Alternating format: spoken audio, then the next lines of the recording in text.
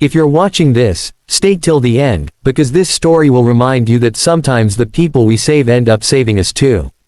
And if stories that touch the heart inspire you, don't forget to like this video and subscribe, it truly helps more than you know. It was past midnight when Daniel, a single dad and part-time delivery driver, pedaled his beat-up bicycle through the quiet streets, a bag of discounted groceries strapped to the back.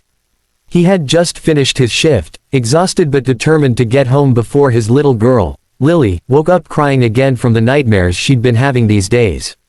Life had been tough since his wife passed away 2 years ago, but Daniel lived by a simple promise: no matter how hard it gets, Lily will never feel alone.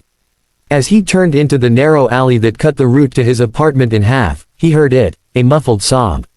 At first, he thought it was just a stray cat, but then a weak voice whispered, "Help, please." His brakes screeched, the shadows shifted, and then he saw her.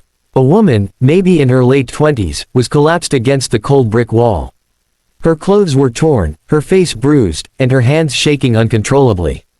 Daniel froze for a second, the kind of freeze that comes from fear of the unknown, but the father in him pushed forward. He rushed to her, kneeling beside her carefully. Hey, you're okay. I'm here," he whispered, trying not to scare her more. She flinched but didn't push him away. Her breath was shallow, her eyes glossy like she'd cried until she had no tears left. They took everything," she whispered. Daniel wanted to call the police, but her trembling hand shot up. "No police. Please. I just need to leave here." Her plea tugged at something deep in him, a memory of his wife's last days, when fear and pain lived in her eyes. He took off his jacket and draped it over the stranger's shaking shoulders. "What's your name?" he asked softly. "Arya," she said, barely audible. He helped her stand, and though she winced in pain, she didn't resist. That moment, something unspoken formed between them, a fragile trust. Daniel wheeled his bike alongside them as he supported her weight, step by step, toward his small apartment.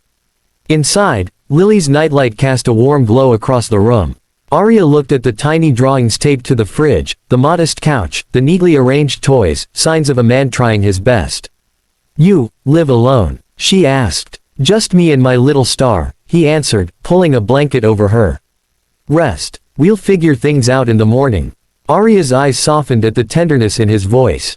No one had spoken to her gently in a long time. Night passed slowly. Daniel stayed awake near the couch, ready to help her if she needed anything. Each time she winced in her sleep, he felt something twist in his chest.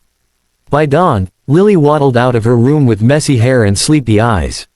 When she saw Arya, she gasped softly and ran to Daniel. "Daddy, who's that?" "She's a friend who needed help," he said, brushing her hair with his fingers. "We help people, remember?" Lily nodded with a sleepy smile that melted Arya's heart before she even realized it. Over the next few hours, Arya slowly revealed fragments of her story, not everything, just enough to make Daniel worry more. She said she was running from people she trusted, betrayed in ways she didn't want to describe. She said she had no one. She said she regretted choices that led her here. Daniel didn't push. He simply made her tea, cooked breakfast, and treated her injuries with quiet patience. The kind of patience that only someone who has survived storms can offer. For the next few days, Arya stayed. She helped with dishes, read stories to Lily, even fixed a drawer that had been stuck for months. Laughter returned to Daniel's home, something he didn't realize he had missed. But Daniel still didn't know the truth. One evening, as Lily fell asleep with her head on Arya's lap, Arya looked at Daniel with a seriousness that made his heart drop. "I need to tell you something," she whispered. He sat on the edge of the couch, nodding. "I'm not who you think I am." She swallowed hard, her voice trembling. "I'm Arya Whitlock." Daniel blinked. The name sounded familiar, but he couldn't place it. She continued, "The only daughter of Victor Whitlock." The name hit him like ice water. Victor Whitlock, billionaire, real estate empire, one of the most powerful families in the city. The name on skyscrapers, newspapers, awards. The name everyone knew. Daniel sat back, stunned. "You're a billionaire's daughter." Arya nodded with tears forming. "A billionaire who doesn't care if I'm alive or dead."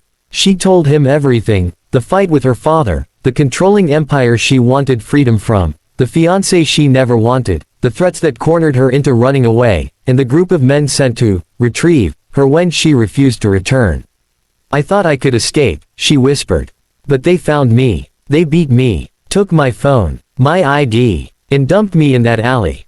Then she looked straight into Daniel's eyes, and this time her voice cracked completely. And you saved me. You didn't know who I was.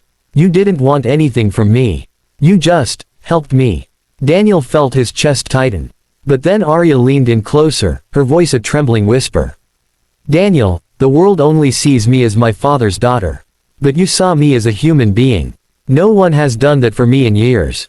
Then she whispered the words that made Daniel's throat close, made tears gather in his eyes, made him look away so she wouldn't see him break. She said, "You're the first safe place I've had since my mother died."